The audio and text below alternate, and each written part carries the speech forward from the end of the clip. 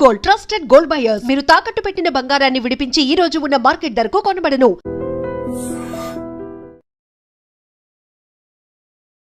Sudden గా America అధ్యక్షుడు Donald Trump వైఖరిలో మార్పు వచ్చిందా?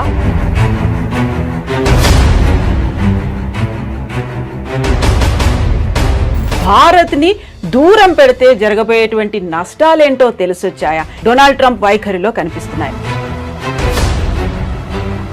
సో మొన్నటి దాకా 25% కాదు 50% అన్నారు. ఆ తర్వాత మనమేమో డోంట్ కేర్ అన్నట్టుగా కొంచెం పట్టించుకోలేదు, పక్కకు వచ్చేసాము. చైనా అండ్ రష్యాతో బంధాలు డెవలప్ చేసుకున్నాము, 40 కంట్రీస్తో మళ్ళీ ఎక్స్పోర్ట్స్ చేయాలని ఇవన్నీ ఆలోచనలు ఉన్నప్పుడు సడన్గా ఒక టేక్ బ్యాక్ అయ్యారా?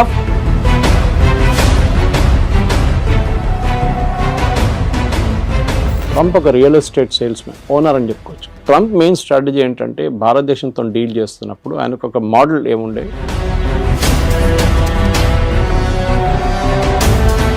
కాకపోతే ఇక్కడ డబుల్ స్టాండర్డ్ ఏమన్నా ఉందా అని మీరు చెప్పినట్టుగా వాళ్ళని పంపించేస్తున్నారు, లేకుంటే స్టూడెంట్స్ని రానివ్వట్లేదు, అక్కడ ఉన్నటువంటి వీసాలను కట్ డౌన్ చేస్తున్నారు అనే దాంతో పాటుగా ట్రంప్ మనతో మాట్లాడడానికి ఇంట్రెస్ట్ చూపిస్తున్నారు. 4 సార్లు మోదీ కాల్ చేశారంట. నేను మోదీతో మాట్లాడబోతున్నాను next week and I'm very happy to will do the trade deal with India very soon అన్న. నవంబర్ డెడ్ లైన్ మనం ఆల్రెడీ పెట్టుకున్నాం ముందే.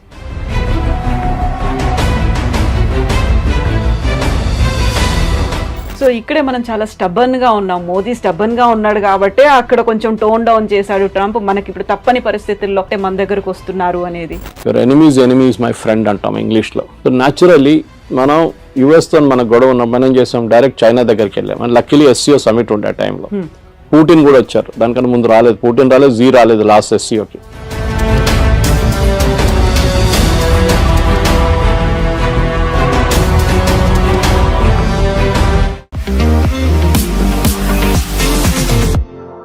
నమస్తే, నేను Kavitha. Welcome to I Dream News and నిజాలు. సడన్ గా అమెరికా అధ్యక్షుడు డొనాల్డ్ ట్రంప్ వైఖరిలో మార్పు వచ్చిందా? భారత్ ని దూరం పెడితే జరగబోయేటువంటి నష్టాలేంటో తెలిసొచ్చాయా?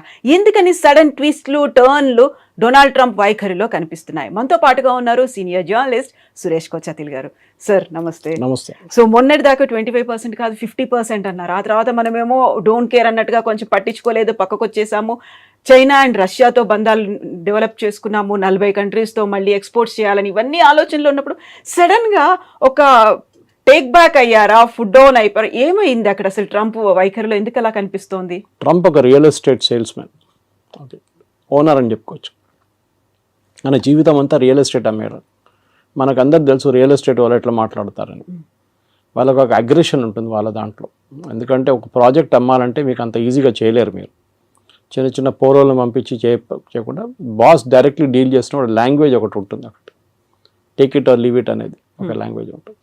సో ట్రంప్ కూడా అంతే.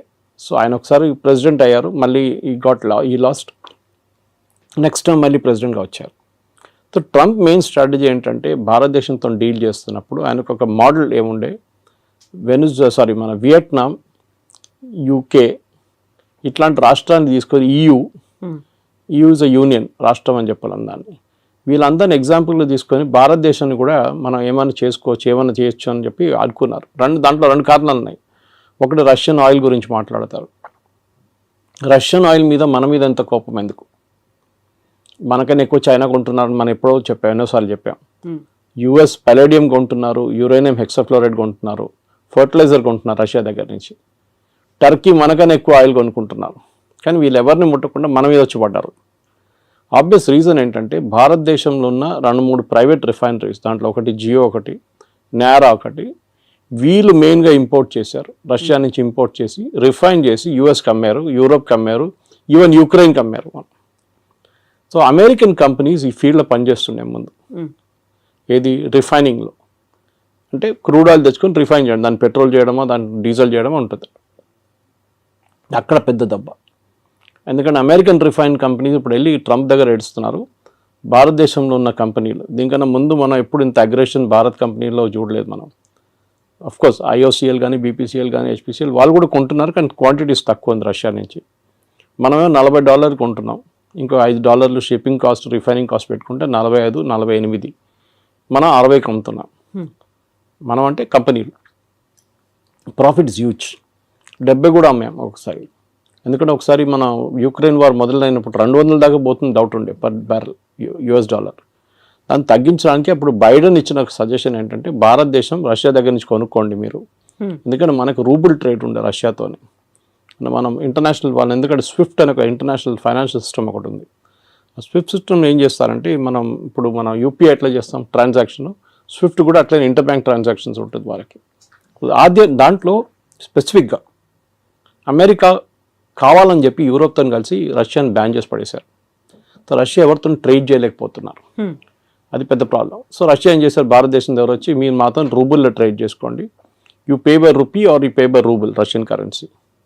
ట్రంప్ ఫేమస్గా ఒకసారి చెప్పారు will make rouble the rubble అన్నారు, కానీ రూబుల్కి ఏం కాలేదు, ఇప్పుడు కూడా చాలా స్ట్రాంగ్గా నడుస్తుంది రూబుల్ అన్నమాట.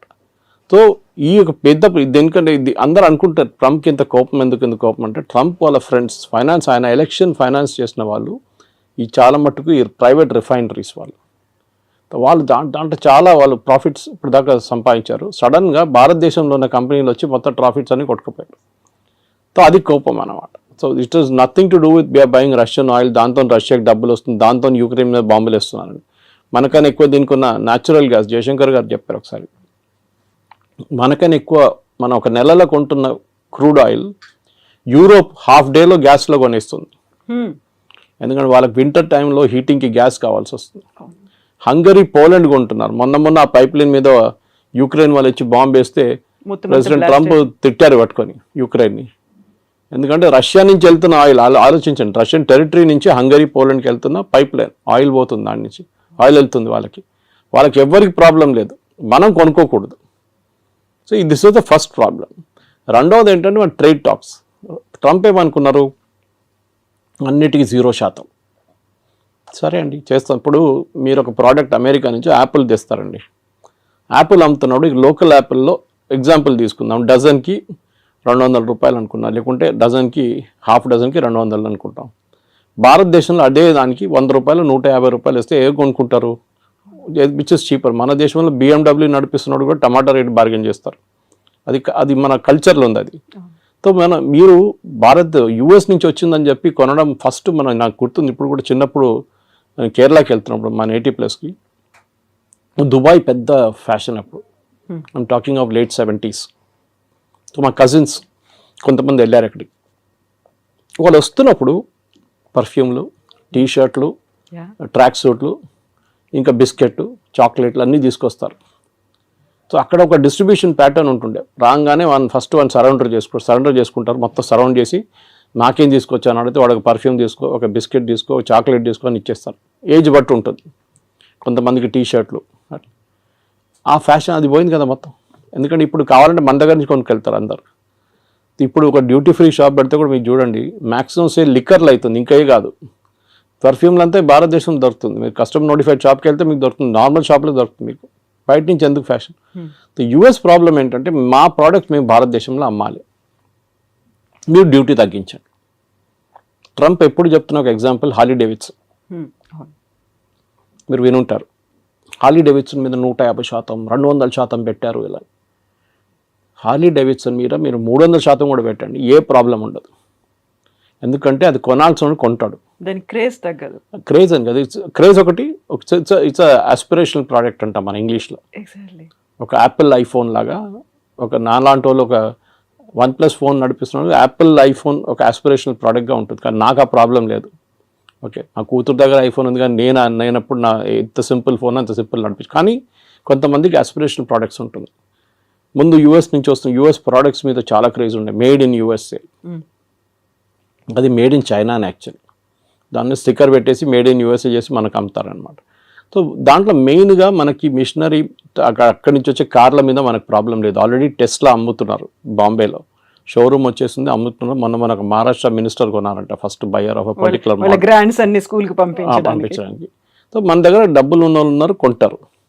ఎవరు అన్నారు India is a rich nation of poor people అని. సో అట్లా అనమాట. సో ఇక్కడ మన దగ్గర కొనడానికి చాలామంది ఉంటారు. సో మీరు ఏ రేట్ వేసినా కానీ కొంటారు. సరే తగ్గిస్తాం, మీకు ఏం బెనిఫిట్ వస్తుంది, మీరు ఇంకా 10 మోటార్ సైకిల్ ఎక్కువ అమ్ముతారా, అమ్మేసుకోండి, ప్రాబ్లం. ఎందుకంటే మనకు ఆ రేంజ్లో హార్లీ డేవిడ్సన్ రేంజ్లో మన ప్రోడక్ట్స్ లేవు. హార్లీ డేవిడ్సన్ కాంపిటీషన్ BMW 2 బైక్స్తో ఉంటుంది, లేకుంటే మిగతా హైబూసా లాంటి బైక్స్తో ఉంటుంది, హై ఎండ్ బైక్స్తో ఉంటుంది. మన దగ్గర మనం వస్తున్నాం హై ఎండ్కి, కానీ మన దగ్గర ఇండియాలో ఒక మిడిల్ క్లాస్కి ఒక నార్మల్ బైక్ ఒక ప్లేస్ నుంచి ఒక ప్లేస్కి వెళ్ళడానికి బైక్ కావాలి. రేసింగ్ బైకులు కానీ మిగతా కానీ యంగ్స్టర్స్కి ఒక ఆస్పిరేషనల్ ప్రోడక్ట్గా ఉంటుంది. Second, agriculture imports. వాళ్ళు యుఎస్లో చాలా హెవీ సబ్సిడీ ఇస్తారు ఫార్మర్స్కి. ఇంకోటి వాళ్ళ టెక్నాలజీ చాలా అడ్వాన్స్డ్. మన దగ్గర మన భారతదేశం అన్నిటికంటే పెద్ద ప్రాబ్లం అగ్రికల్చర్లో టెక్నాలజీ యూజ్ చేయట్లేదు. చేస్తున్నాం కానీ చాలా తక్కువ. మీరు సౌత్లో చూడండి అండ్ పంజాబ్తో కంపేర్ చేయండి. హార్వెస్టింగ్ మొత్తం మెకనైజ్డ్ అయిపోయింది పంజాబ్లో కంప్లీట్గా. మనం యూఎస్లో చూస్తుంటే థ్రెషర్స్ వెళ్తుంటుంది, దాని నుంచి లారీలో పడుతూనే ఉంటుంది. అది మన దగ్గర సౌత్లో ఇంకా మాన్యువల్ టైప్ నడుస్తుంది. సరే ట్రాక్టర్లు యూజ్ చేస్తున్నారు, మిగతా అన్నీ ఉన్నాయి, కానీ ఇప్పుడు కూడా మన దగ్గర టెక్నాలజీ ఎక్కువ వాడలేదు. మన ప్రొడక్టివిటీ చాలా తక్కువ అగ్రికల్చర్లో. వెరస్ యూఎస్లో ప్రొడక్టివిటీ చాలా ఎక్కువ, ఎందుకంటే వాళ్ళు మిషనరీ చాలా యూజ్ చేస్తారు, దానికి సబ్సిడీ గవర్నమెంట్ ఇస్తారు. మన దగ్గర సబ్సిడీ ఎట్లా ఇస్తారు? ఫర్టిలైజర్ ఇస్తారు, ఎంఎస్పి కొంటాం మనం, అది కాకుండా నీళ్ళు ఫ్రీ, ఎలక్ట్రిసిటీ ఫ్రీ. అమెరికా ఏమంటున్నారంటే నీళ్ళు ఫ్రీయా, ఎలక్ట్రిసిటీ ఫ్రీయా, ఫర్టిలైజర్ ఫ్రీయా, మీకు విత్తనాల మీద కూడా సబ్సిడీ, ఇదన్నీ కలుపుకొని ప్రోడక్ట్ కాస్ట్ వేయాలంటున్నారు వాళ్ళు. అంటే మీరు ఒక కిలో బియ్యం మీరు ఎంఎస్పిలో 30-35 రూపాయలు కొంటే యాక్చువల్ కాస్ట్ దానిది 70 రూపాయలు 80 రూపాయలు. దానికోసం నేను షాప్కి వెళ్ళి కొనుక్కుంటే 70 రూపాయలు నడుస్తుంది ఇప్పుడు సోనా మసూరి, ఎందుకంటే that's actual cost, subsidy without subsidy. Ration షాపులు అమ్మేది సపరేట్. సో యూఎస్ ఏమంటున్నారు, మేము సబ్సిడీ ఇస్తున్నాం, కరెక్ట్, మీరు కూడా ఇస్తున్నారు కదా, సో మన ఇద్దరు 0-0 చేసుకుందాం. సో మనకు పిచ్చేం లేదు అమెరికా నుంచి వచ్చే బియ్యం కొనడానికి, ఇక్కడున్న బియ్యం మనం బాగుంటుంది, మన సర్ప్లస్ ఉంది, and we like the local taste. అక్కడి నుంచి వచ్చే కొన్ని ప్రోడక్ట్స్ ఉండొచ్చు కావాలంటే. Soybean for example, America is big producer of it, Ukraine is big producer.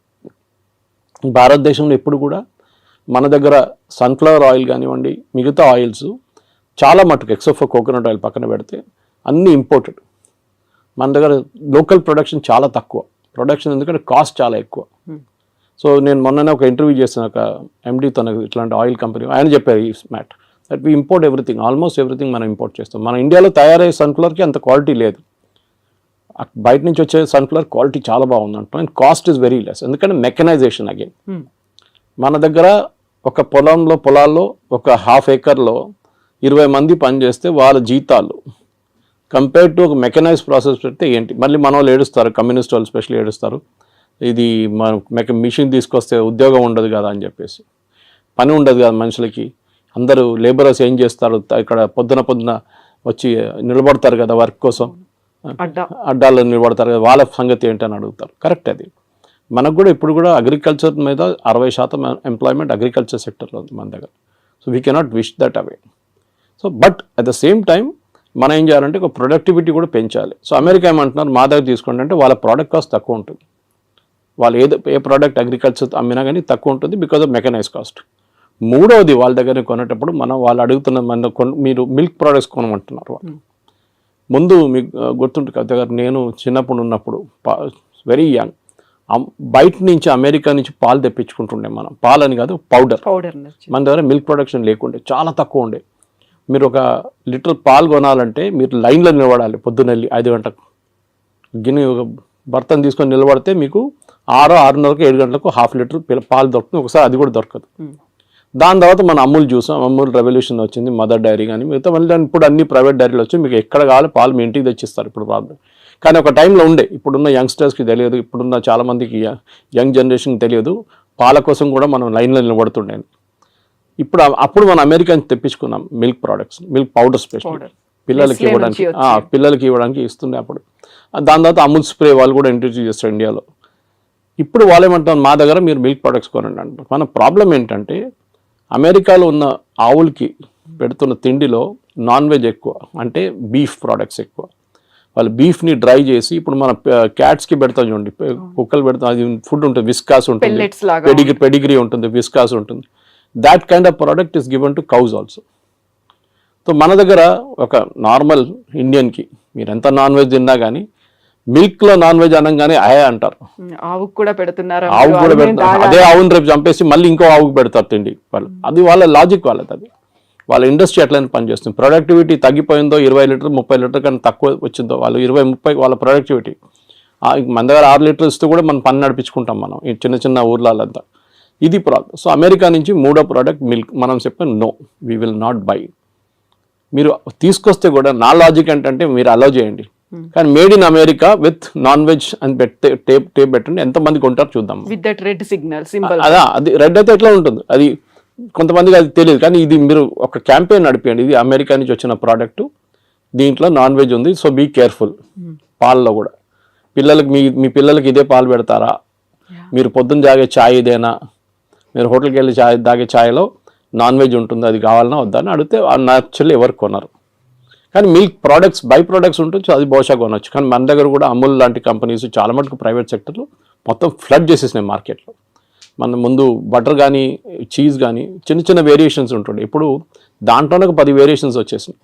So ఈ 3 ప్రోడక్ట్స్ నేను చెప్పిన దాని ప్రకారం, ఒకటి అగ్రికల్చర్, ఒకటి ఫ్రూట్స్ అండ్ వెజిటబుల్స్, ఒకటి లెంటిల్స్ అంటే సోయాబీన్ మిగతాది, అండ్ మిల్క్. ఇక్కడ మనకు ప్రాబ్లం ఉంది. సో పీయూష్ గోయల్ గారు లాస్ట్ 1 సంవత్సరం నుంచి ట్రంప్ అధికారం వచ్చే ముందు కూడా నెగోసియేషన్స్ చేస్తున్నారు యూఎస్తో. కానీ యూఎస్కి అన్నిటికంటే పెద్ద కంప్లైంట్ ఎప్పుడైనా వెరీ హై టారిఫ్ కంట్రీ, ఇప్పుడు కూడా అంటూ ఉంటారు Trump, India is got a very high tariff అంటారు. యాక్చువల్ చూస్తే టారిఫ్ అంత ఎక్కువ లేదు, మనకన్నా ఎక్కువ టారిఫ్ వాళ్ళే ఇస్తున్నారు మన ప్రోడక్ట్స్ మీద. ఫర్ ఎగ్జాంపుల్ మన వైపు నుంచి వెళ్తుంది బాస్మతి రైస్ తీసుకుందాం. బాస్మతి రైస్ మనం పాకిస్తాన్, ఈ 2 దేశాల నుంచే బాస్మతి యూజువలీ ప్రొడ్యూస్ అవుతుంది. మన క్వాలిటీ కొంచెం బాగుంది పాకిస్తాన్ కన్నా. అక్కడ బాస్మతి ఎవరు యూజ్ చేస్తారు, ఇండియన్సే యూజ్ చేస్తారు. అక్కడ ఉన్న ఇండియన్ రెస్టారెంట్స్ కానీ ఇండియన్ డయాస్పోరా వాళ్ళు యూజ్ చేస్తారు. మీరు ఎక్కడి నుంచి తెప్పించుకుంటారు, టర్కీ నుంచి తెప్పించుకుంటారా బాస్మతి, అక్కడ ఉండదు వాళ్ళు. So you have to buy, they will buy. సో ఇప్పుడు మీరు $5 ఇస్తే మీరు $10 కొంటున్నారు ఇప్పుడు టారిఫ్తో. Okay, that is one. రెండవది జెమ్స్ అండ్ జ్యువెలరీ, దాని Surat is the centre for that. లోకంలో ఎక్కడైనా డిబియర్స్ కానీ సౌత్ ఆఫ్రికా నుంచి వచ్చే డైమండ్స్, ఎక్కడైనా దుబాయ్ నుంచి వచ్చే డైమండ్స్ పాలిష్ చేస్తున్నంత సూరత్లో నడుస్తుంది. కటింగ్ అండ్ పాలిషింగ్ సెంటర్ అది. సో అక్కడి నుంచి చాలా మటుకు మనం యూఎస్కి పంపిస్తాం, సెలబ్రేట్ దానికి యూజ్ చేస్తాం, ఎంగేజ్మెంట్ కానివ్వండి, వెడ్డింగ్ రింగ్స్ లాగా యూజ్ చేస్తాం. ఎందుకంటే diamond is not use for any other thing in US, మనలాగా కాదు. మన దగ్గర జ్యువెలరీకి ఎక్కువ ఇది ఉంటుంది, కొంచెం ఫ్యాసినేషన్ ఉంటుంది అనమాట. అది మనం అమ్మొచ్చు. మన దాంట్లో ఆ ప్రోడక్ట్ కూడా మూడోది టెక్స్టైల్, మన దగ్గర నుంచి వెళ్ళేది టెక్స్టైల్ కూడా ఇప్పుడు కొంచెం మందికి ఇంపాక్ట్ అయింది. కానీ మన వాళ్ళు మర్చిపోతున్నారు, ఇక్కడ మీడియా కూడా అర్థం కావట్లేదు. మీరు రేపు అమెరికన్ మార్కెట్ టార్గెట్ కానీ వాల్మార్ట్లో అమ్మాల్సిన ప్రోడక్ట్ మీరు ఇవాళ రాత్రి పంపారు ఇక్కడి నుంచి. క్రిస్మస్కున్న ఆర్డర్స్ ఆల్రెడీ వెళ్ళిపోయినాయి ఇక్కడి నుంచి, కంటైనర్లు వెళ్ళిపోయింది. ఎందుకంటే వాళ్ళు ముందే 3 నెలల ముందు తెప్పించుకొని దాని డిస్ట్రిబ్యూషన్ కానీ దాని బ్రాండింగ్ కానీ మొత్తం చేసిన తర్వాతనే అక్కడ కీటెక్స్ లాంటి కంపెనీ కానీ తిరుపూర్ నుంచి లుధియానా నుంచి వచ్చిన కంపెనీ ఆల్రెడీ పంపించేస్తారు. డిసెంబర్ ఆర్డర్స్ వెళ్ళిపోయింది. ఇది మనం ఆయిల్ కొంటున్నట్లనే, ఆయిల్ అప్పుడు కొంటున్నప్పుడు క్రూడ్ ఆయిల్ రేపటి కోసం కొనం మనం, జనవరి ఫ్యూచర్స్ ఇప్పుడు కొంటాం మనం, well in advance you have to plan. So అట్లా, సో మన వాళ్ళకి ఈ entire position they are not understanding. కానీ పేపర్లలో మీడియాలో ఎంతమందిని పంపించేశారు ఇంటికి, వేలాది మంది ఉద్యోగం లేదు, ఏం జరగట్లేదు. Yes, there is a expansion లేదు.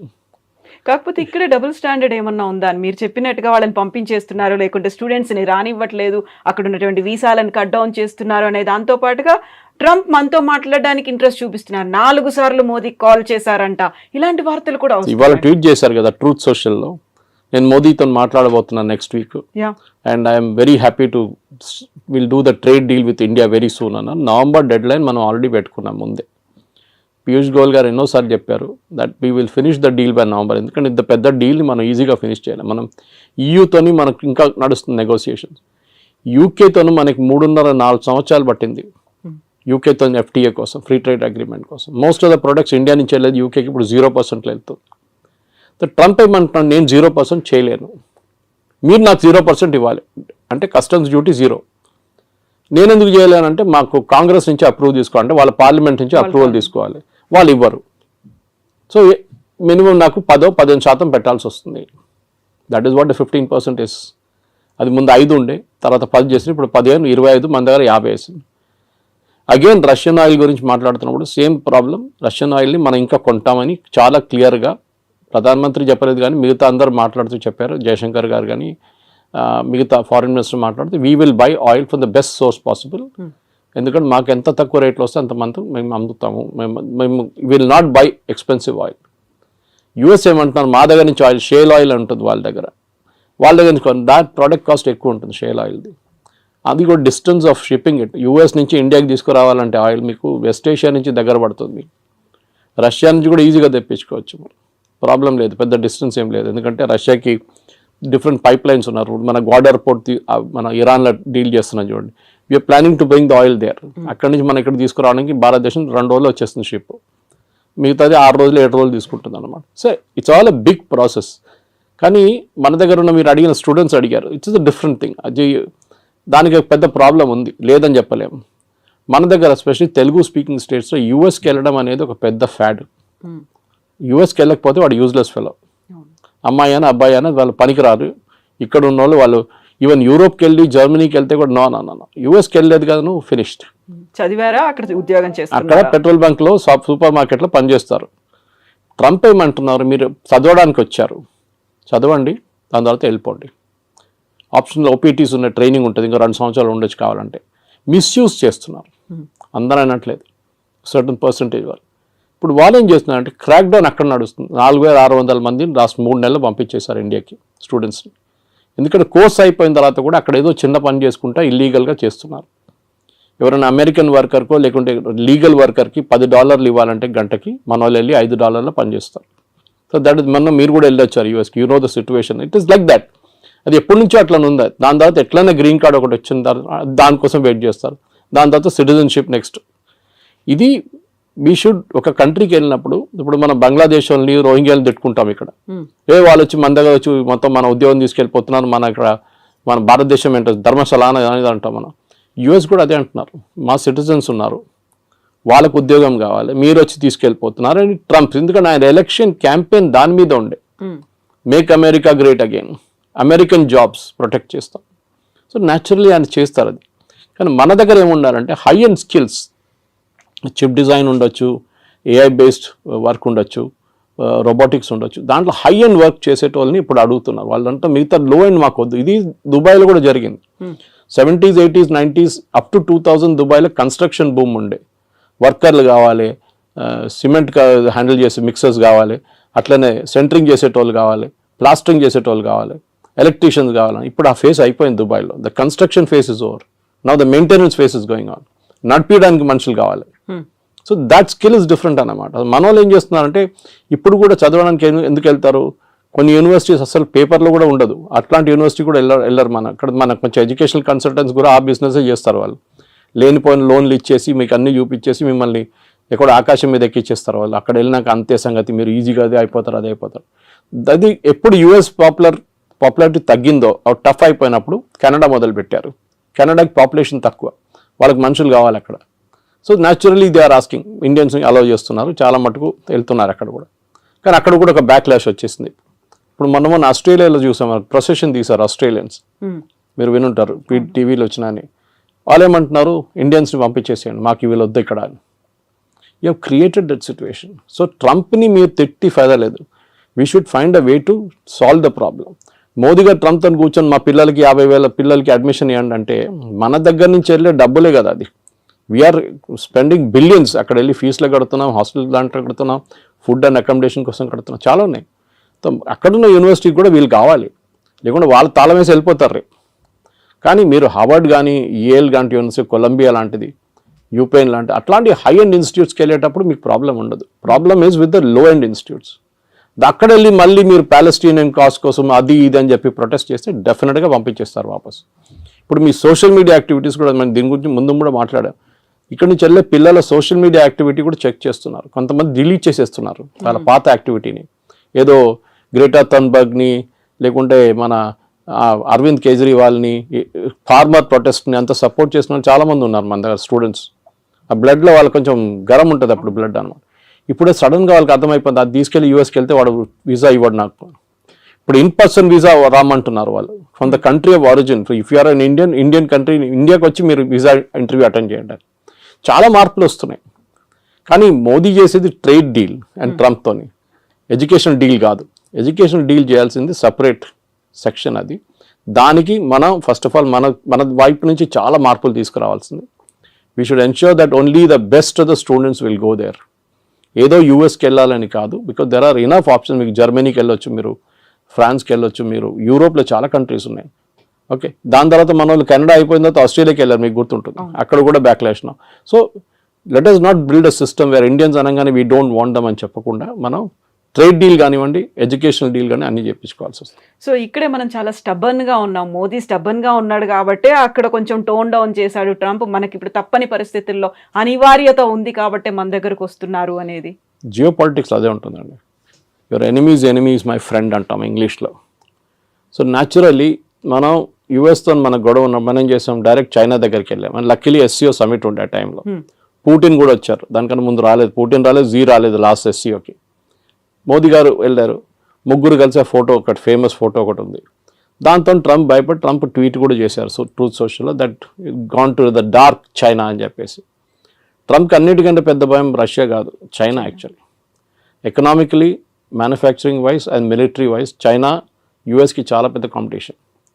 రష్యా కూడా ఉన్నారనుకోండి, కానీ రష్యా యుక్రెయిన్ వార్ తర్వాత కొంచెం వాళ్ళ మ్యానుఫ్యాక్చరింగ్ దెబ్బతిన్నది, స్పెషల్లీ వాళ్ళ డిఫెన్స్ మ్యానుఫ్యాక్చరింగ్. కానీ దే విల్ పికప్, దాంట్లో ప్రాబ్లం. ఇప్పుడు మీరు రష్యన్ జీడిపి చూస్తే యూఎస్ జీడిపి కన్నా ఎక్కువ వాళ్ళది. కానీ వాళ్ళ ఫైనాన్షియల్ అంతా బ్లాక్ చేసి శాంక్షన్స్ పెట్టారు చాలా మటుకు. సో వాళ్ళ $300 బిలియన్ యూరోప్లో ఫ్రీజ్ అయిపోయింది వాళ్ళది. ఎస్, మనం టఫ్గా ఉన్నాం, టఫ్గా ఉండాల్సింది. టుడేస్ జియో పాలిటిక్స్లో మీరు బెండ్ అయితే మిమ్మల్ని కోసి పడేస్తారు వాళ్ళు. యూ కెనాట్, మీరు స్ట్రైట్గా నిలబడి ఫైట్ చేయాల్సిందే. So that is the main thing we need to do. So ఇట్లాంటి పరిస్థితుల్లో డెఫినెట్గా మోదీ గారు చేసిన స్ట్రాటజీని మొన్న Jerusalem Post, Israeli newspaper, చాలా ఫేమస్ న్యూస్ పేపర్, వాళ్ళకు చాలా మంచి ఆర్టికల్ రాశారు. They were comparing Netanyahu and Modi. గాజాలో ఒక హాస్పిటల్ మీద ఒక స్ట్రైక్ జరిగింది, ఒక బాంబ్ అటాక్ ఇజ్రాయెల్ వాళ్ళు చేశారు. చేసినప్పుడు దాంట్లో 6 జర్నలిస్టు, కొంతమంది డాక్టర్లు చనిపోయారు. పెద్ద గొడవ అయింది. ఇజ్రాయలీ ప్రైమ్ మినిస్టర్ నెటన్యాహు, మళ్ళీ వాళ్ళ డిఫెన్స్ మినిస్టర్, వాళ్ళందరూ చీఫ్ ఆఫ్ స్టాఫ్ అందరూ అపాలజైజ్ చేశారు వచ్చి. With 3-4 hours. Next day, third day తెలిసింది దాంట్లో 4 హమాస్ టెర్రరిస్ట్ ఉన్నాయని. ఇప్పుడు మీరు ఆల్రెడీ అపాలజైజ్ చేసేసారు, అపాలజీ రిటర్న్ తీసుకోలేరు. Should you have weighted? So వాళ్ళు అన్నారు learn from Modi. A reaction లేరు. ట్రంప్ అదన్నారు, ఇదన్నారు, తిట్టారు, అది అన్నారు, మోదీ ఫోన్ చేయట్లేదు అన్నారు, నేను అది చేస్తాను అన్నారు. Not even a single word. దానికోసం ఇంగ్లీష్లో అంటారు పిక్చర్ స్పీక్స్ 1,000 words అని. ఆ ఫోటో పెట్టేసి ఖతం చేస్తే మొత్తం ఇంపాక్ట్ వచ్చేస్తుంది అంత. సో ట్రంప్ దానికోసం దిగి వచ్చారు. ఎందుకంటే ట్రంప్కి ఇప్పుడు రష్యా చైనా కలిసే ప్రాబ్లం లేదు, వాళ్ళు న్యాచురల్ అలైస్ వాళ్ళు. కానీ అదే ఎందుకంటే ఇద్దరు డిక్టేటర్షిప్స్. మన దగ్గర అట్లా కాదు, మన దగ్గర డెమోక్రసీ ఉంది. So natural and this market 140 కోట్ల మంది ఉన్న మార్కెట్ ఇస్ హ్యూజ్ మార్కెట్, చాలా పెద్ద మార్కెట్. సో అట్లాంటి పరిస్థితుల్లో మన దగ్గర ఉన్న నాలెడ్జ్, మన దగ్గర ఉన్న టెక్నాలజీ అడ్వాంటేజ్, మన దగ్గర ఉన్న సైంటిఫిక్ పూల్, స్టెమ్ కానీ స్టెమ్ లాంటి కోర్సెస్ మన దగ్గర ఉన్నప్పుడు, మనలాంటి ఐఐటీస్, మనలాంటి ఐఎమ్స్ ఉన్నప్పుడు డెఫినెట్గా ఇండియా ఇస్ ఫార్ అహెడ్. చైనాతో కాదు, but we are far ahead of other countries, మిగతా కంట్రీస్తో పోలిస్తే. కానీ ఎస్, చైనాతో మనకి ఇంకా చాలా క్యాచింగ్ అప్ ఉంది. ఎస్పెషల్లీ మ్యానుఫ్యాక్చరింగ్లో మనం 30 సంవత్సరాలు బిట్వీన్ 1970 and 1991 మనం we lost a lot of time. 60 నుంచి 90 దాకా మన మ్యానుఫ్యాక్చరింగ్ పెద్దగా దెబ్బతిన్నాం. మన ఈ సోషలిస్ట్ మోడల్కి వెళ్ళి రష్యన్ మోడల్ తీసుకొని పెద్ద పెద్ద స్టీల్ ప్లాంట్లు అన్నీ కట్టాం. That has become useless now. So anyway that's a different debate. కానీ మీరు అడిగిన ప్రశ్నకి ట్రంప్తోని టఫ్గా ఉండాల్సిందే. ఎక్కడికి ఎవరెవరు టఫ్గా ఉంటారో వాళ్ళతో ట్రంప్ దిగి వస్తారు. చూసాం మనం దీనికన్నా ముందు కూడా. వేరస్ మెక్సికో లాంటి దేశం, ఆయన అన్నారు, మనకు చాలా డ్యామేజింగ్ స్టేట్మెంట్ ఇచ్చారు ట్రంప్. డాన్స్ చేస్తే వాళ్ళు డాన్స్ చేస్తారు, నేను డాన్స్ చేయమంటే కూర్చోమంటే కూర్చుంటారని. Is telling a president of another country.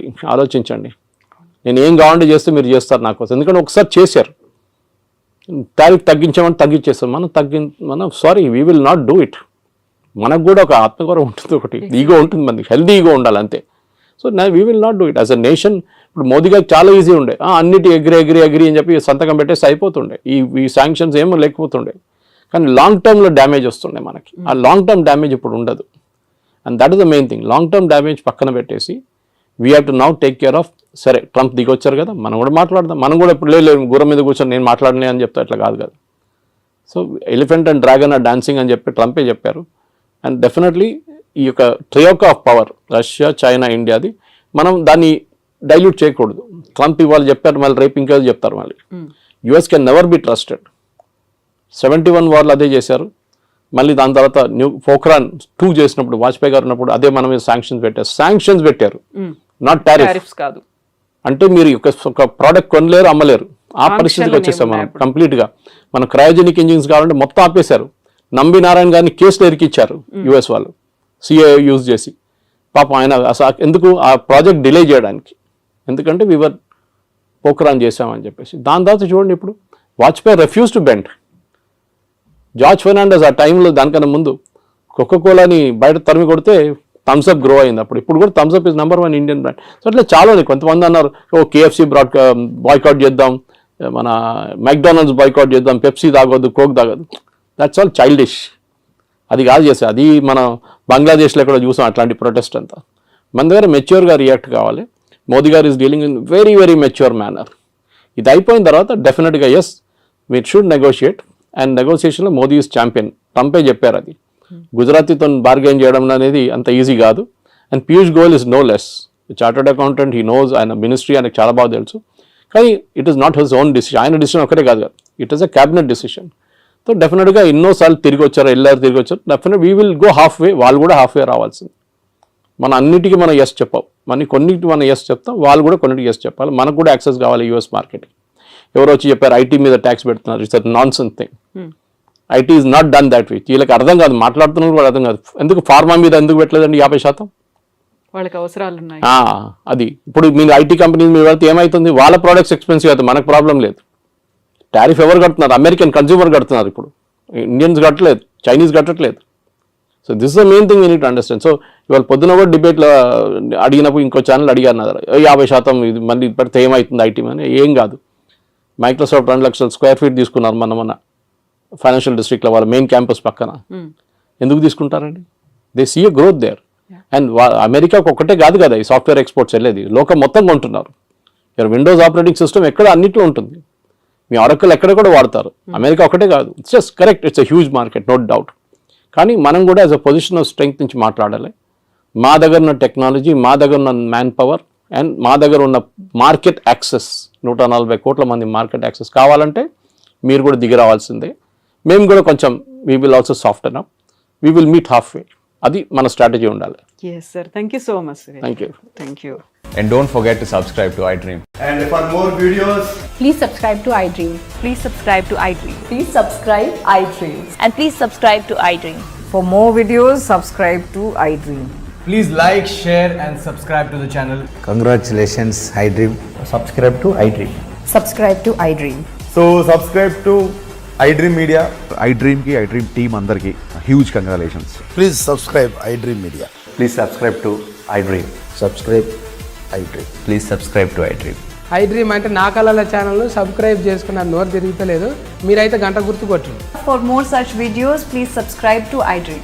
Subscribe to iDream. Please subscribe to iDream. Please subscribe iDream Media. Please do subscribe to iDream. Please subscribe to iDream Media. For best entertainment and information, please subscribe iDream.